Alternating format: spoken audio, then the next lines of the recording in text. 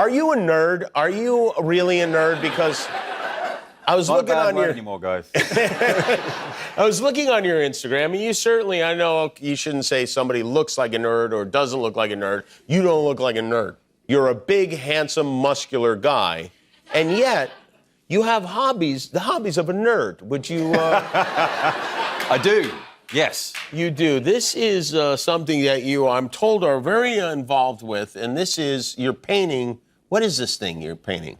That is it's a helmet. Okay. A very small helmet, obviously. Tiny little helmet, and this is the full figure. And that is a body attached to the helmet. You painted this. I did. And then you play with it? You paint many of them, and then you play with them with other people. How many of them? Depends. How many did you paint? Well. Like more than one? It's within the confines of the hobby, we call it our grey pile of shame. Your grey pile of shame? Yeah, because they start off grey, and I have a very large grey pile of shame. Are they metal or are they plastic? They are plastic. They used to be metal, but now they're all plastic. Used to be. This is something, it's called Warhammer, right? Warhammer, yes. It's been around for a long time? It's been around since the 80s. Since the 80s. And you picked up on it when and how? I probably picked up on it late 80s and then really got into it early 90s, went to boarding school, was already unpopular. And you guys didn't have video games. You guys didn't have a Sega Genesis, I guess, is what happened, huh? Well, weirdly enough, my brothers and I all had PCs when we were growing up. And we stole our mother's dining room table, which she's still unhappy about. And we just put all our PCs on there and connected them by a cable and play games that way. To play games? Yeah, yeah.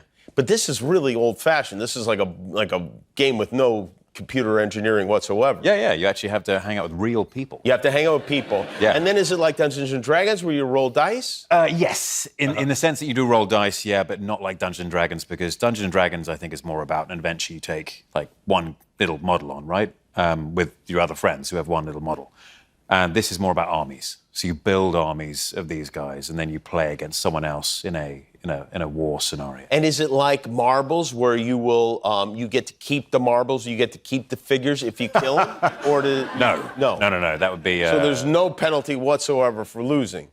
It's not about the losing. It's about the winning. It's about taking part, Jim. I see. It's about the journey along the way. It's about winning or losing. It's about being there. It's about being there and inhaling a lot zero fumes with your friends. Yes. Yeah. And this relaxes you, I assume? This is like something that brings you down to like zero? Look, I love it, but I get very frustrated with it at times. Why? Because you want to be good at it, right? And what do you mean good at it? Painting, for example. Oh, okay. And you can mess up painting for many, many years before you get one thing right. And then you have to do an army of them. And then you have to compare them next to someone else's who's really good. Right.